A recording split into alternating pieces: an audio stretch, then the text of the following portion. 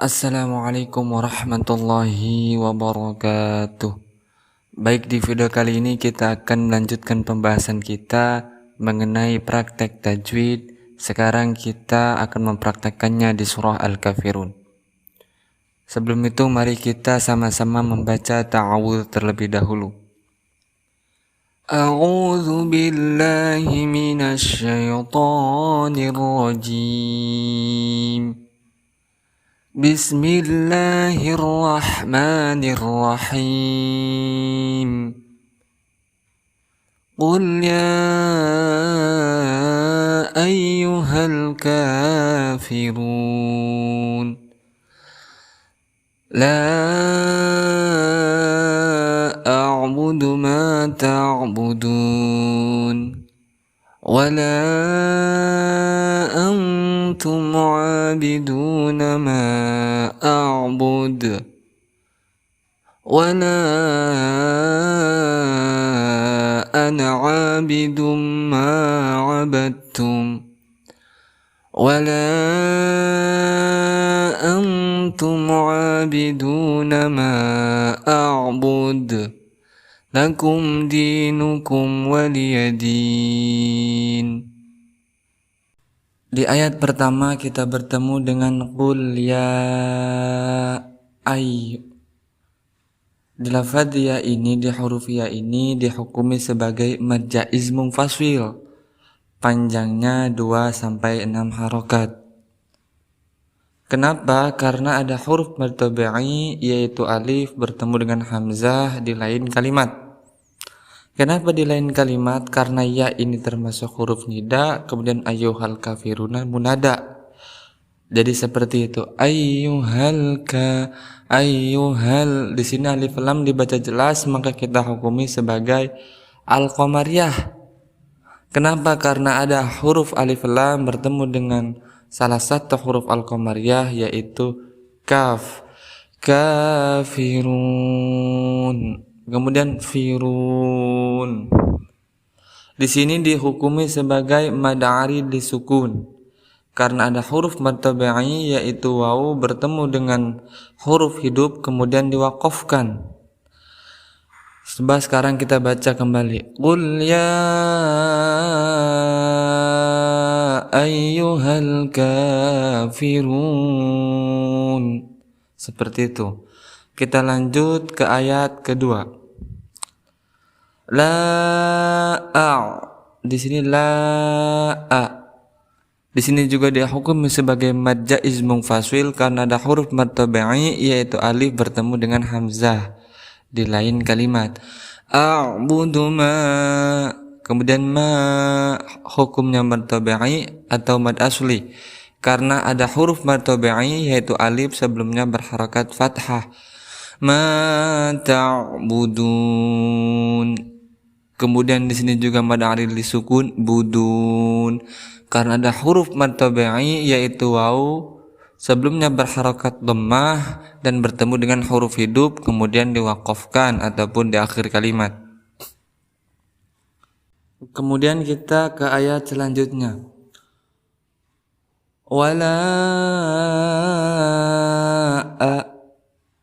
di sini juga dihukumi sebagai mad jaiz munfasil karena ada huruf mad tabi'i yaitu alif sebelumnya berharakat fathah dan bertemu dengan hamzah di lain kalimat. Wala antum. Jadi di sini dihukumi sebagai ikhfa. Ikhfa apa? Ikhfa aqrab. Kenapa? Karena nun dan ta ini makhrajul hurufnya tidak jauh, maka tidak boleh dibaca dengan ang secara berlebihan. Ang, tetapi ang seperti itu. Jadi ketika melafadzkan dengungnya, kita bersiap-siap untuk melafadzkan huruf ta. Antum, antum. Seperti itu. Juga tidak boleh dibaca antum. Harus ada antum, kemudian ada mim sukun bertemu dengan ain, maka di sini dihukumi sebagai izhar syafawi karena ada mim sukun bertemu dengan ain, salah satu huruf izhar syafawi. Maka harus dibaca jelas mimnya. wala antum abiduna ma a'bud. Dihukumi sebagai mad tabi'i, biduna juga dihukumi sebagai mad tabi'i karena ada huruf mad tabi'i yaitu waw sebelumnya berharakat dhammah.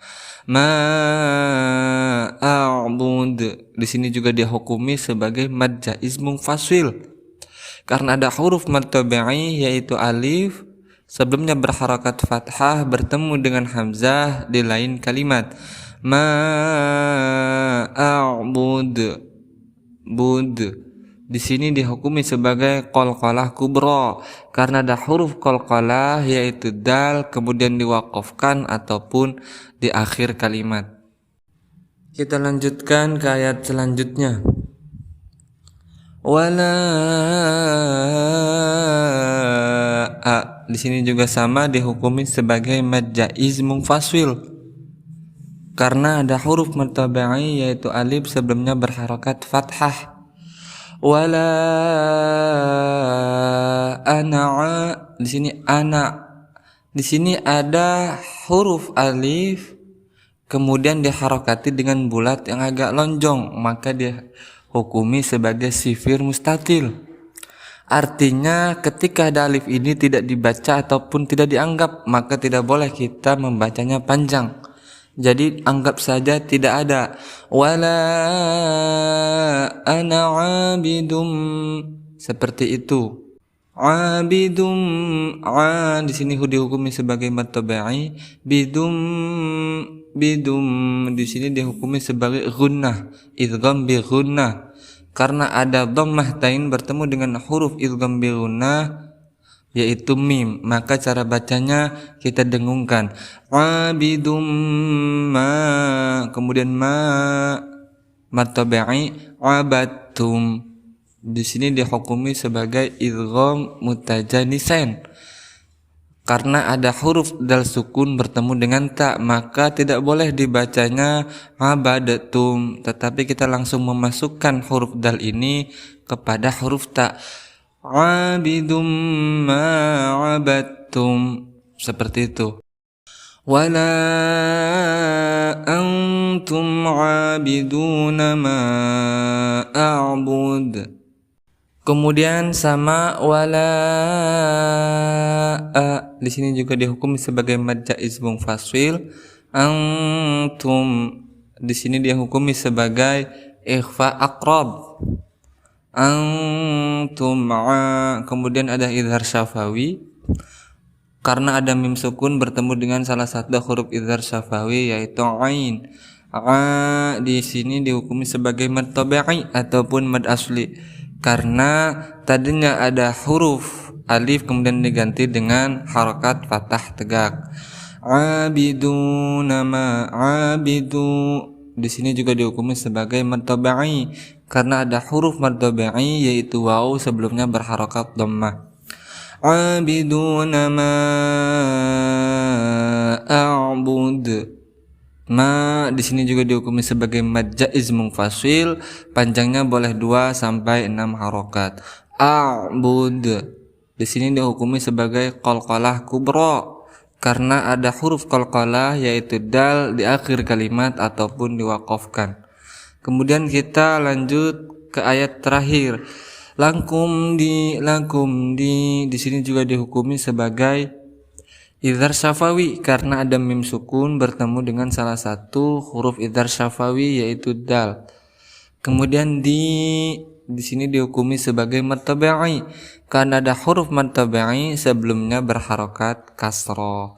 Dinukum wa di sini juga sama dihukumi sebagai idhar syafawi karena ada mim sukun bertemu dengan salah satu huruf idhar syafawi yaitu waw.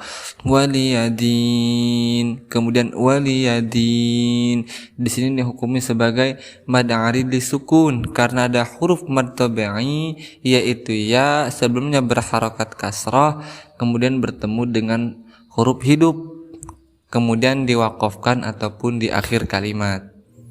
Coba sekarang kita baca dari pertama.